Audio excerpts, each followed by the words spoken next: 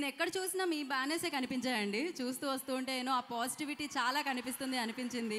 So ఆలస్యం చేయకుండా మరి తమ సమయాన్ని కేటాయించి, తమ విలువైన సమయాన్ని కేటాయించి ఈ సినిమాని ఆశీర్వదించడానికి ఇక్కడికి విచ్చేసిన కొల్లు రవీంద్ర గారు, సో వారిని మాట్లాడాల్సిందిగా కోరుకుంటున్నాం. మంత్రివర్యులు, thank you so much sir for coming.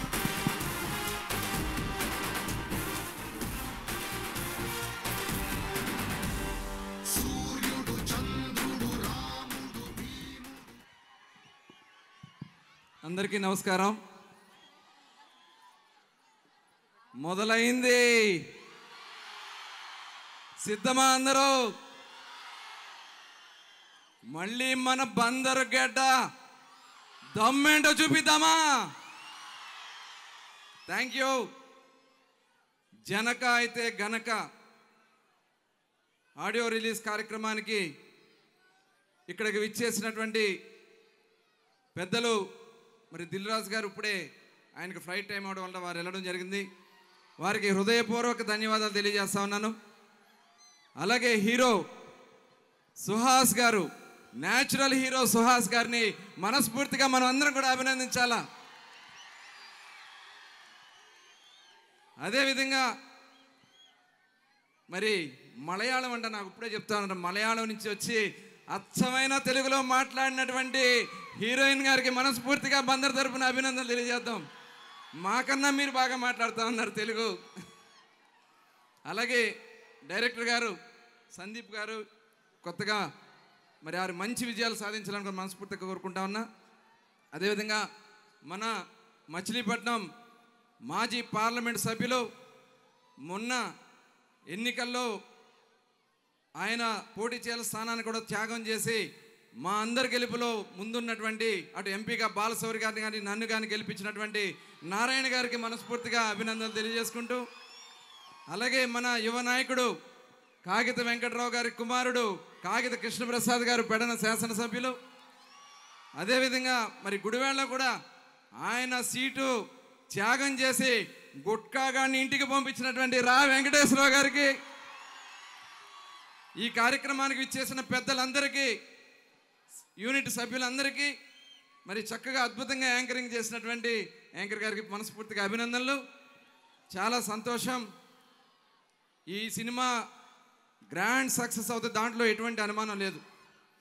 Bandar గడ్డ బందరు లడ్డూ రుచి ఎలా ఉంటుందో ఈ సినిమా తప్పకుండా మంచి విజయం సాధించాలని. ఎందుకంటే గతంలో ఇక్కడ బాలకృష్ణ గారి సినిమా పాండురంగ మహత్యం హిందూ కాలేజీలో మనం ఆడియో రిలీజ్ జరిగింది, అద్భుతమైన విజయం సాధించింది. అలాగే స్వర్గీయ అన్న నందమూరి తారక రామారావు గారు మచిలీపట్నంలోనే దేవుడు చేసిన మనుషులు సినిమా, బహుశా మనం అందరం పుట్టుండం, దేవుడు చేసిన సినిమా ఇక్కడ మన కోనేడు సెంటర్ నుంచి నౌకళ సెంటర్లోనే షూటింగ్ జరిగింది, తర్వాత గిలకల్దిండిలో జరిగింది.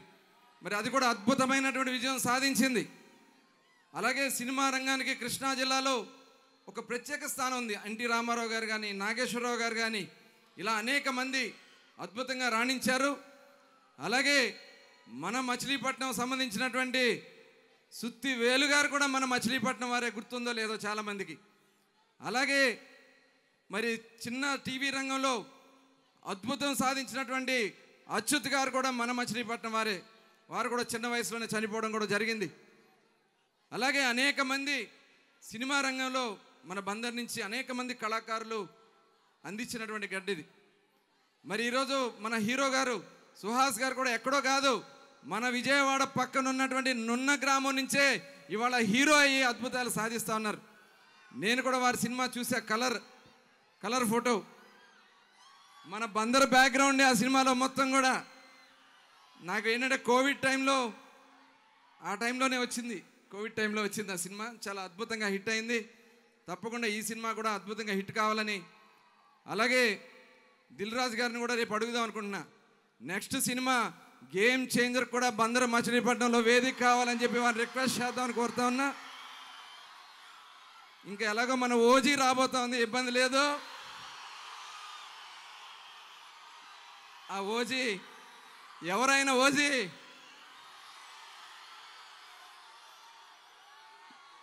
మరి అలాగే ఇంకా చాలా రంగాలకి వేదిక కాబోతా ఉంది మన పట్నం.